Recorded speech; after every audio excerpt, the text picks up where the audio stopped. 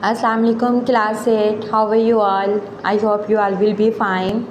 Today in our English lecture we will read chapter number 6 and our topic is the twins.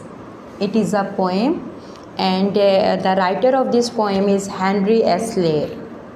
Okay. Twins मतलब जुड़वां बच्चे. आपने कभी देखे हैं जुड़वां बच्चे कैसे होते हैं? सेम टू सेम, बिल्कुल एक जैसे. ठीक है. और हम उसको पहचानने के काबिल ही नहीं होते, रिकॉग्नाइज़ ही नहीं कर सकते होते कि कौन सा बच्चा कौन है कौन. बहुत एक मामूली सी मतलब डिफरेंस होता होगा उनमें, जो बहुत देखने के बाद हमें पता चलता है कि अच्छा इसमें ये चीज़ है जिसकी वजह से ये दूसरे से डिफरेंट है. लेकिन जब हम आम नॉर्मल उनको देखते हैं तो हमें पता नहीं चलता कि कौन सा बच्चा कौन सा है और कौन सा है. उनके नेम डिफरेंट होते हैं लेकिन हम उनके नेम्स की वजह से भी उनको नहीं रिकॉग्नाइज़ कर सकते. हम उसको कभी एक को उसका नेम ले देते हैं और उसको दूसरे को दूसरे का नाम दे देते हैं, तो हमें नहीं पता चलता.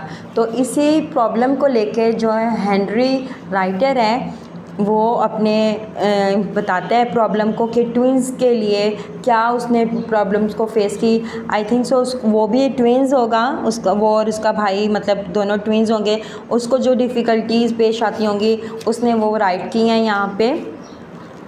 तो स्टार्ट करते हैं translation and reading. Let's start page number 33. In form and features, face and limb I grew so likely my brother. कह रहे हैं कि अपनी बनावट में, फीचर्स कहते हैं खद्दो खाल में चेहरे और टांगे, लिम कहते हैं part of body. I grew so likely my brother, मैं अपने हूबहू अपने भाई की तरह बड़ा हुआ. जैसे मेरा भाई बड़ा हुआ मैं भी वैसे ही बड़ा हुआ, क्योंकि ट्विंस हैं, दोनों एक साथ ही बड़े होंगे. That folk got taking me for him and each for one and another. कि लोग मुझे वो समझने लगे और हर एक को एक दूसरा समझना शुरू कर दिया. ठीक है, मतलब कि लोग उसको वो समझते थे और उसको मतलब डिफ्रेंशिएट नहीं कर सकते थे. कभी उसको वो समझ लेते थे, कभी जो वो खुद होता था वो उसको वही समझते थे. It puzzled all our kith and kin. Kith and किन कहते हैं रिश्तेदारों को. कहते हैं इस रिजम्बलेंस ने, इस जो मैचिंग थी, इस मुशाबत ने हमारे तमाम रिश्तेदारों को जो क्या कर दिया, पजल्ड कर दिया, परेशान कर दिया. It reached a fearful pitch. और ये जो मामला था ये खौफनाक हद तक पहुंच गया. ठीक है.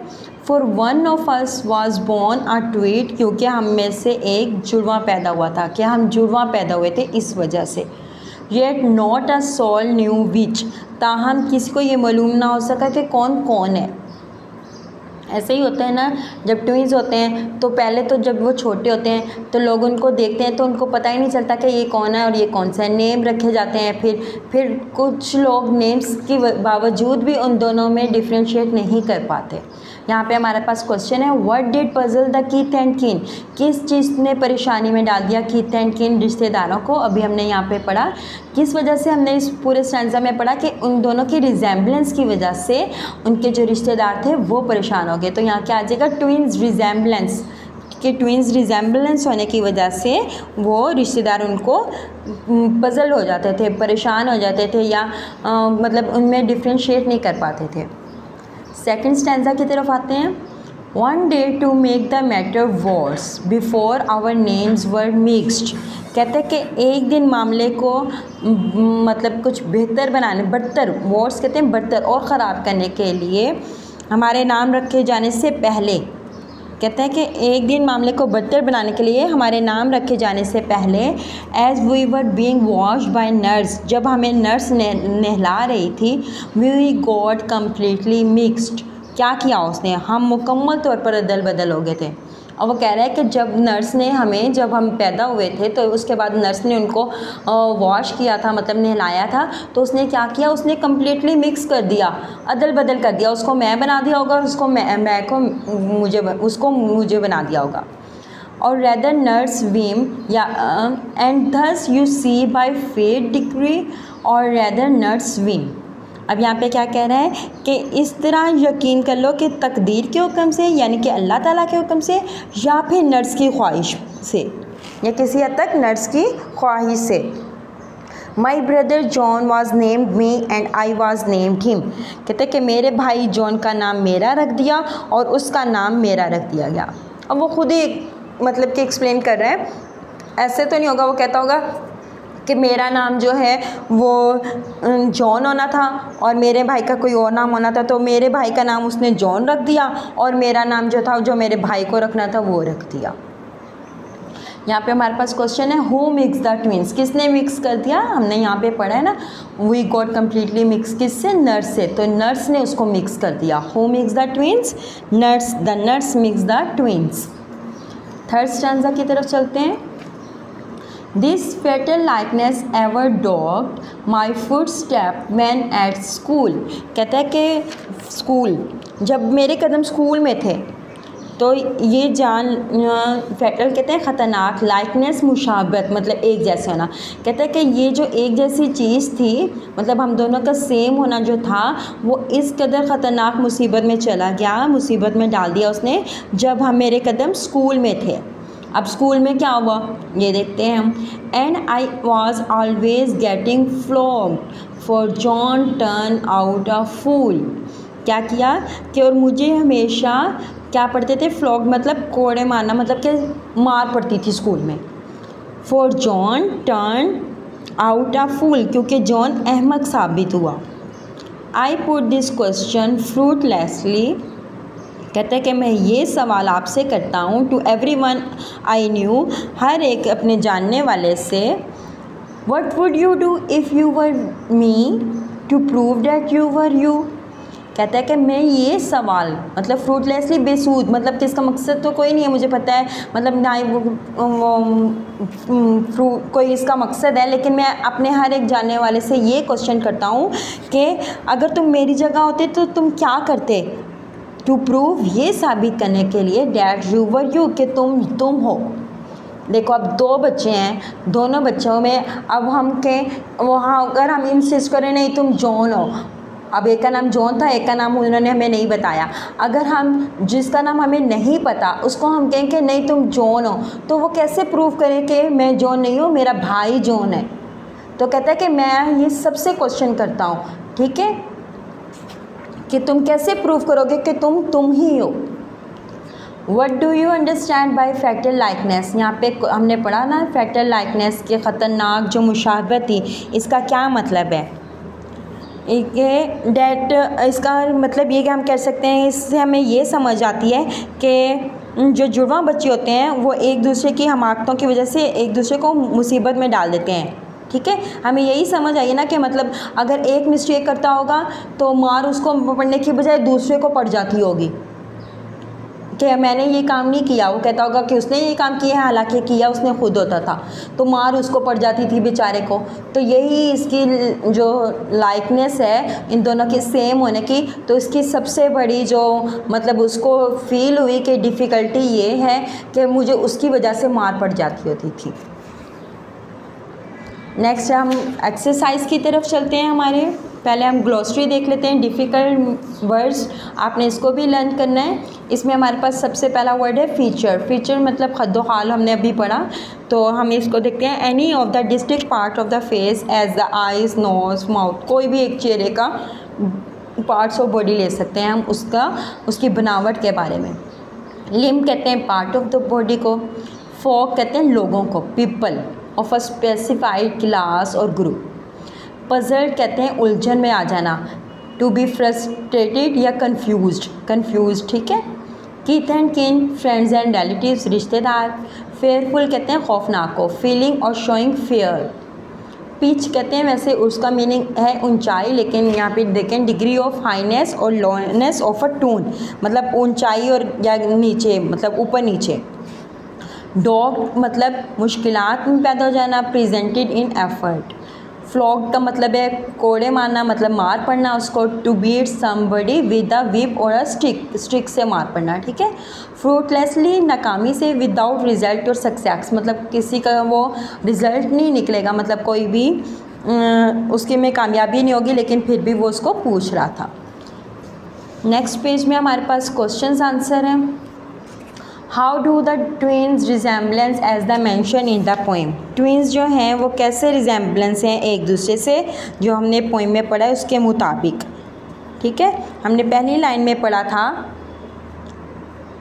The twins were identical to one another in features, face and limbs. ठीक है, कि किस तरह वो एक दूसरे के साथ सेम थे, उनके फीचर्स सेम थे, उनके फेस सेम थे, उनके लिम्स सेम थे।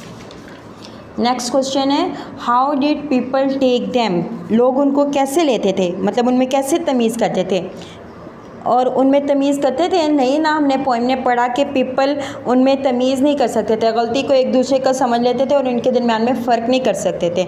तो हम इंग्लिश में यूँ राइट कर सकते हैं people mistook them for each other and could make no difference.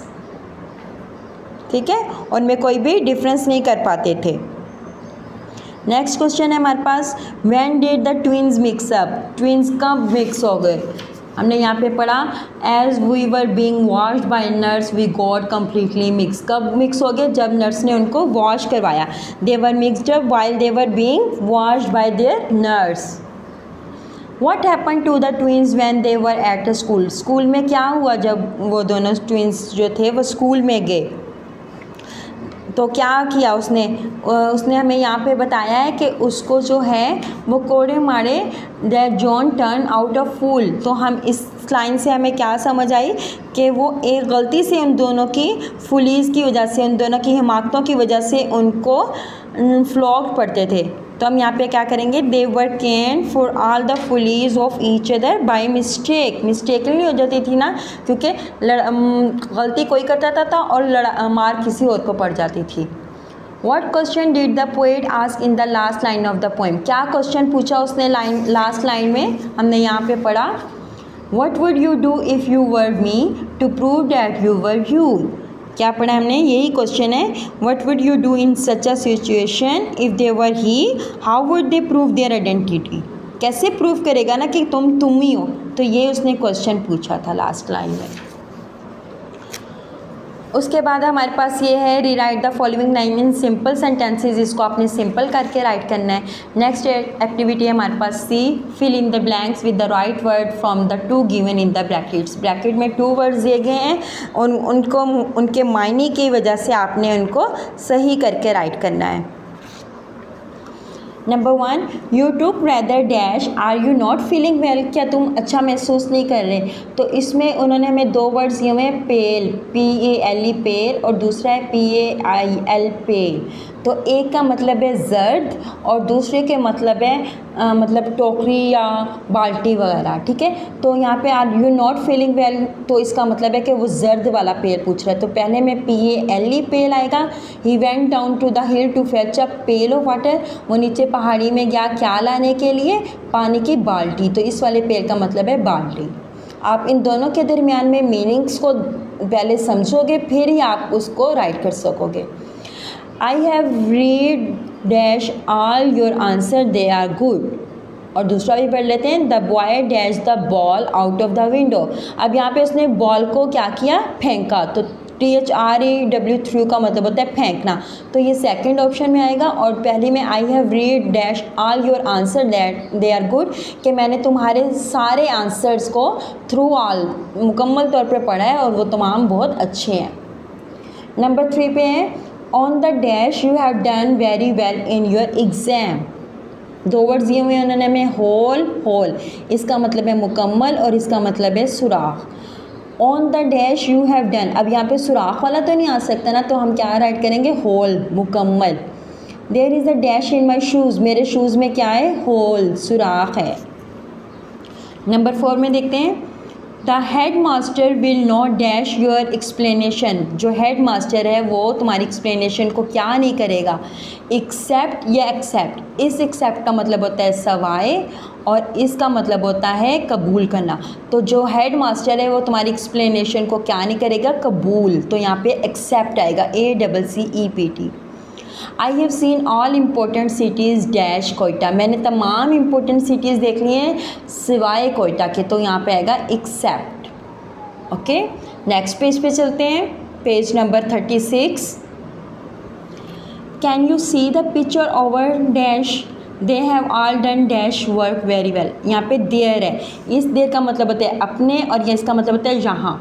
Can you see the picture over there, क्या तुमने यहाँ पिक्चर देखी है, देख सकते हो। और दूसरे में आएगा दे हैव ऑल डन, दे है, दे के साथ कौन सा उसका प्रोनाउन यूज़ किया जाता है, देयर। नंबर 6 है mother gave me a dash of cake. Cake का क्या दिया मदर ने इसको, टुकड़ा। May you we should live in a pea in dash with each other, तो हमें एक दूसरे के साथ कैसे रहना चाहिए।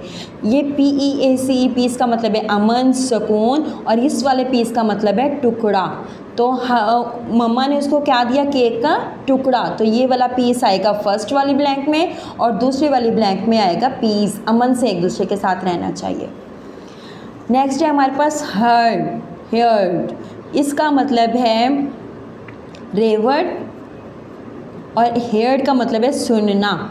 अब हम देखते हैं I dash what you said, जो तुमने कहा वो मैंने सुना, तो इस वाली ब्लैंक में आएगा हेयर्ड।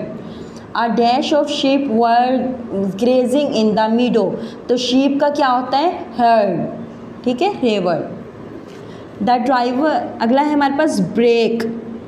एक ब्रेक, इस BREA की ब्रेक का मतलब होता है तोड़ना, और इस वाली ब्रेक का मतलब होता है जो बाइक की या कार की ब्रेक होती है। The driver applied the dash of the car, क्या उसने अप्लाई की, brake, BRAKE, brake. The glass will dash if you pour hot water into, अगर आप गर्म पानी डालोगे गिलास में तो क्या हो जाएगा, ब्रेक हो जाएगा, BREAK, ब्रेक।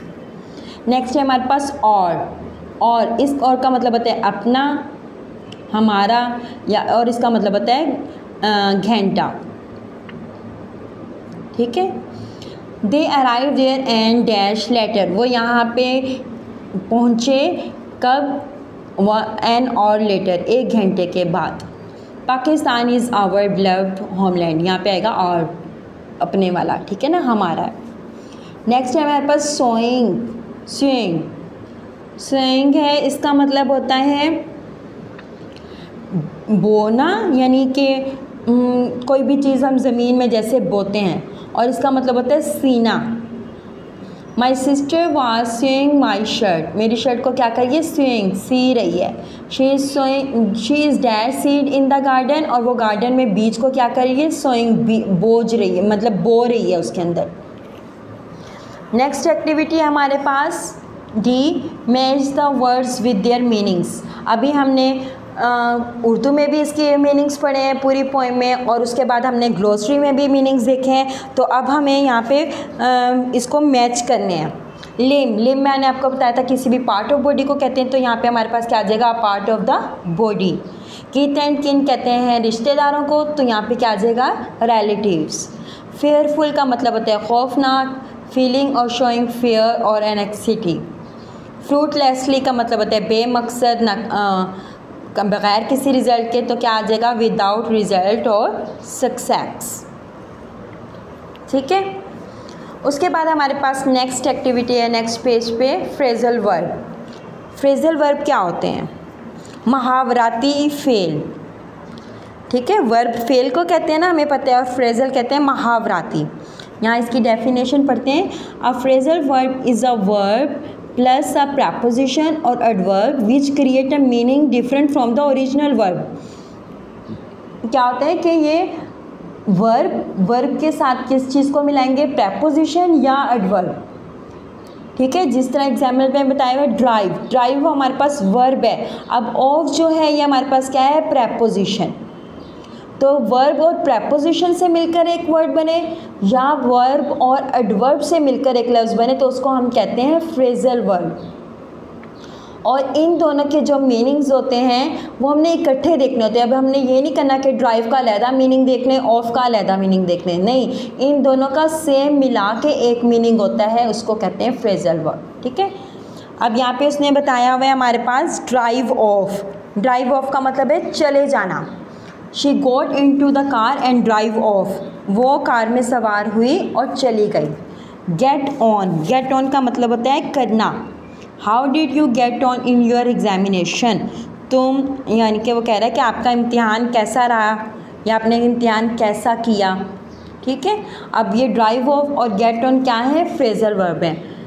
अब यहाँ पे एक्टिविटी है, उन्होंने कहा है right at least 5 phrasal verb and use them into sentences. ये आपका होमवर्क है, आपने खुद ही इसको राइट करना है। आपने 5 फ्रेजल वर्ब ढूंढने हैं और फिर उनको सेंटेंसेस भी बताने हैं जैसे यहाँ पे एग्जाम्पल में दिए गए हैं। और नेक्स्ट एक्टिविटी हमारे पास write down the summary of the poem. ये आपने अपनी नोटबुक पे राइट करनी है और लर्न करनी है। और इस तरह फुल एक्सरसाइज को आप जो बुक पे काम करने वाला है वो बुक पे सॉल्व कीजिएगा और जो नोटबुक पे करने वाला काम है वो उसको नोटबुक पे कीजिएगा। फुल क्वेश्चन आंसर और समरी लर्न करनी है और एक्सरसाइज भी लर्न करनी है। ओके स्टूडेंट, आई होप आपको ये पोएम जो है वो समझ आ गई होगी और इसकी एक्सरसाइज भी। अल्लाह हाफिज़, टेक केयर।